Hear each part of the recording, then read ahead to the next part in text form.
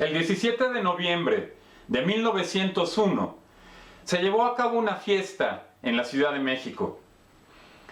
Eran 42 hombres, la mitad vestidos de mujeres. Hubo una redada, pero solo fueron arrestados 41. A partir de esta anécdota, 120 años después tenemos un largometraje. ¿Es bueno? ¿Es mala? Checa mi reseña del baile de los 41. Señor presidente. Hubo una redada en una fiesta en la calle de La Paz. A segunda vista me di cuenta que solo había hombres. Arrestamos a 42, señor. Yo solo cuento 41.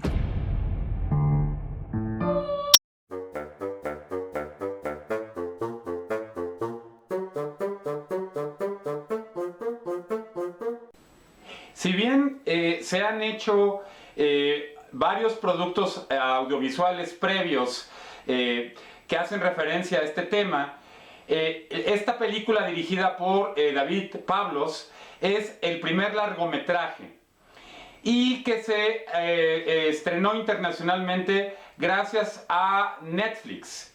Le ha ido muy bien y a la gente le ha gustado en el extranjero. Sin embargo, hacia adentro de México han habido opiniones divergentes. Hay gente a la que no le ha gustado la película y hay gente que sí le ha gustado. Y curiosamente no tiene mucho que ver con la cuestión del tema de la homosexualidad, sino por otros temas que se los voy a explicar. La primera de estas controversias es qué tan apegada está la película a los hechos históricos. Hay que entender que una cosa es el historiador y otra cosa él o la cineasta.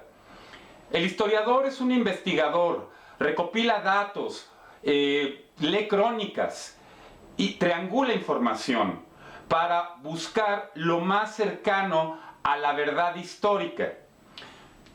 Un cineasta o una cineasta, por el otro lado, se ven a sí mismos como contadores de historias.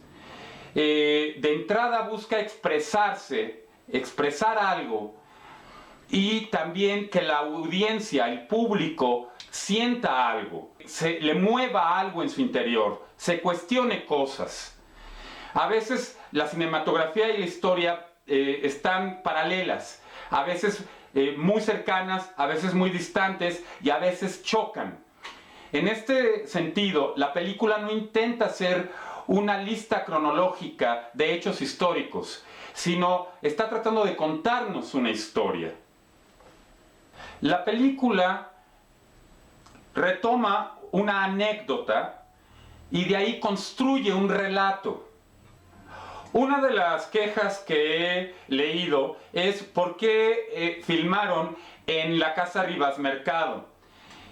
Bueno, porque como bien dijo el historiador que asesoró en la película, que se llama Luis de Pablo, porque el lugar donde estaba la casa de Ignacio de la Torre actualmente es un edificio Art Deco dedicado a la Lotería Nacional de México.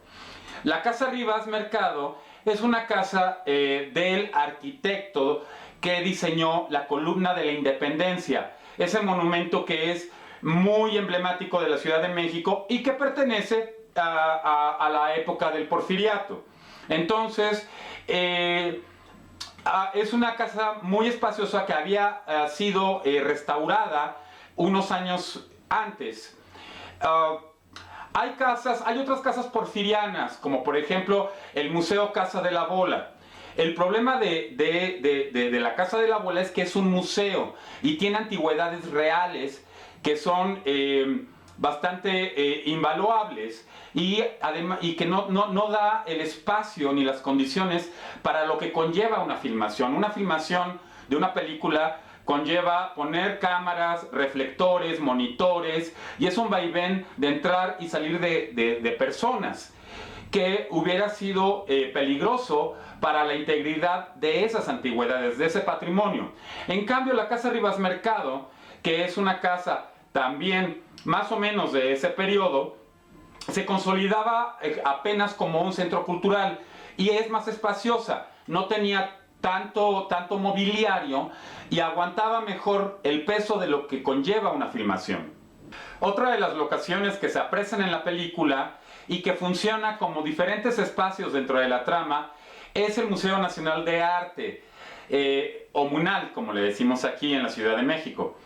Es un edificio precioso que originalmente era el edificio de comunicaciones y obras públicas durante el Porfiriato, y bueno, funciona muy bien como una locación porque es un espacio muy atractivo a la vista que te da esa atmósfera de finales del siglo XIX y principios del siglo XX, y que es muy cinemático, es una locación realmente muy llamativa y que funciona y fluye muy bien para la trama. Y bueno, ahora me voy a meter en un tema muy rasposo. Los mexicanos, como ocurre en otros países, solemos politizar nuestra historia. Las personas que se inclinan por la derecha se identifican con el Porfiriato. Las personas que se identifican con la izquierda, con las luchas revolucionarias. Lo curioso de esta película es que ofendió a los dos puntos de vista de ciertas personas, de ambos esquemas políticos. ¿Cómo es eso posible? Bueno, a ciertas personas de izquierda, siendo una película que se ubica en el Porfiriato, sintieron que lo estaba glorificando. Y para las personas de derecha, al final, pues es una historia que termina terrible, con una tragedia humana que te habla de una represión espantosa. Piensan que se sintieron ofendidas porque piensan que le tira lodo al Porfiriato. Entonces, de ambas corrientes políticas hubo personas que se ofendieron. Yo les diría que la película no se está enfocando ni en una ni en la otra, se enfoca en el drama humano, tanto de los tres protagonistas como de estos personajes que tienen que vivir en la clandestinidad. Con respecto a los actores, a mi parecer dan un trabajo bastante elocuente. Poncho Herrera es el personaje de Ignacio de la Torre, un hombre con una doble vida debido al conservadurismo de esa época y al estatus social, además en el que se encuentra, Ignacio de la Torre fue uno de los hombres más acaudalados dentro de ese periodo histórico. Emiliano Zurita hace a Evaristo Rivas. Evaristo Rivas es un personaje que se creó especialmente para la película, es ficticio. Esto no es nada nuevo en una película que toma un drama histórico. Se utiliza como recurso cinematográfico para ser un hilo conductor dentro del relato. Y finalmente está la maravillosa Mabel Cadena, que interpreta a la hija de Porfirio Díaz, Amada Díaz. Han habido de verdad unas críticas de que si se parece o no se parece. Yo creo que deberían estar más enfocados en qué tal está la actuación y en qué tal están estructurados estos personajes. El arco que tiene el personaje de Mabel Cadena es sumamente interesante. Comienza en un punto donde tienes muchos rasgos de ingenuidad y vas viendo cómo se va fragmentando y complicando la relación con Ignacio de la Torre, hasta el punto en que hay una amargura total.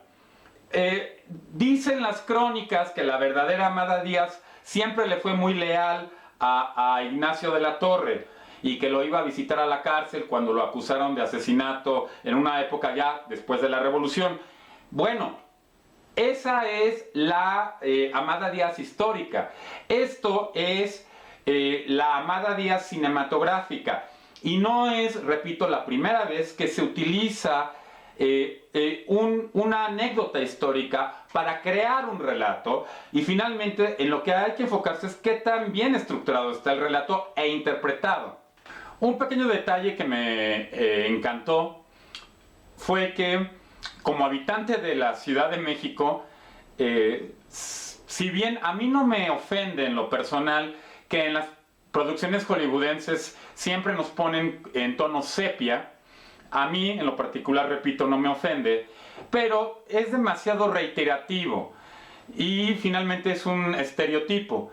Y aquí muestran cómo pues tenemos mucho verde, aunque no fue las tomas evidentemente por la mancha urbana fueron tomadas en otros lugares, pero es una ciudad que tuvo desde el comienzo bastante verde también.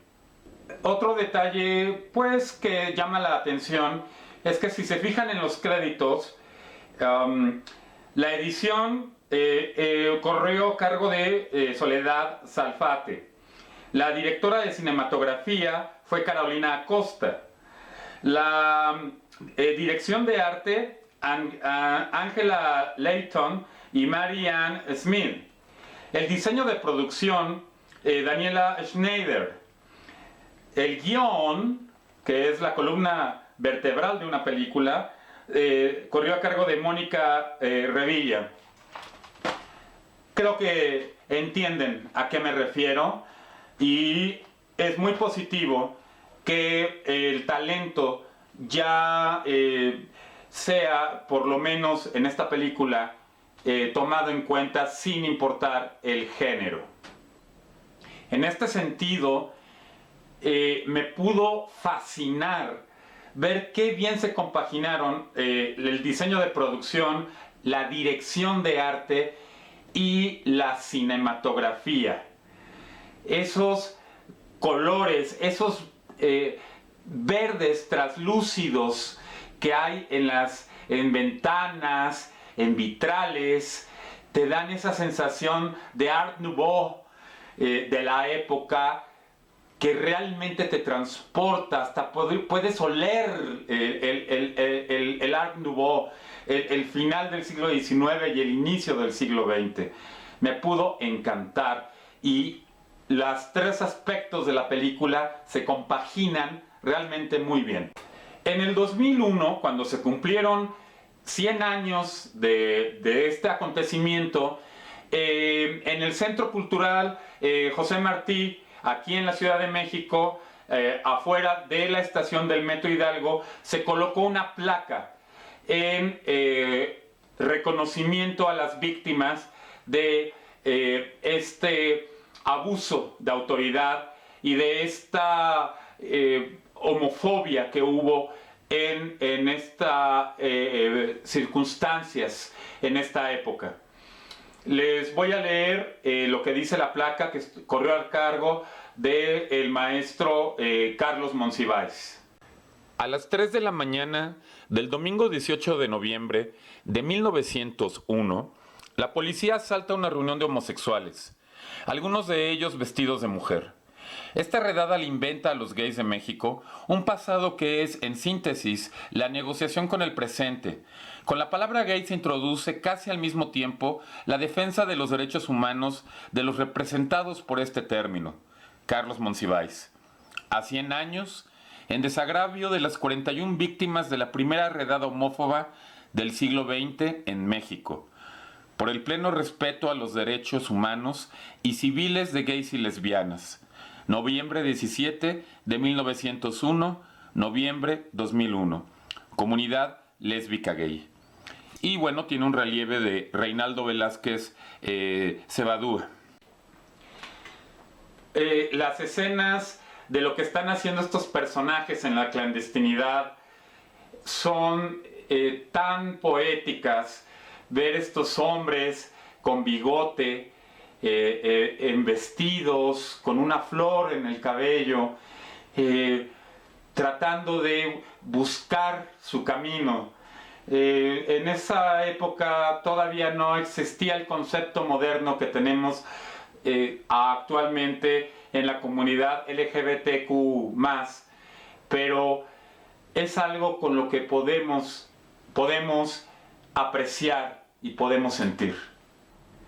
Y bueno, con esto termino mi reseña, mi opinión sobre la película. Es evidente, creo yo, que ya se dieron cuenta que me gustó, que sí me gustó, pero yo respeto. Finalmente, el cine es un arte subjetivo, y respeto también a las personas que no les haya gustado la película. A mí sí me gustó y creo que se merece el reconocimiento que está teniendo en el extranjero. Y bueno, esto fue todo, YouTube. Espero que les haya gustado. Por favor, si les gustó este video, denme mi like y suscríbanse. Chao, chao, YouTube. Bye, bye.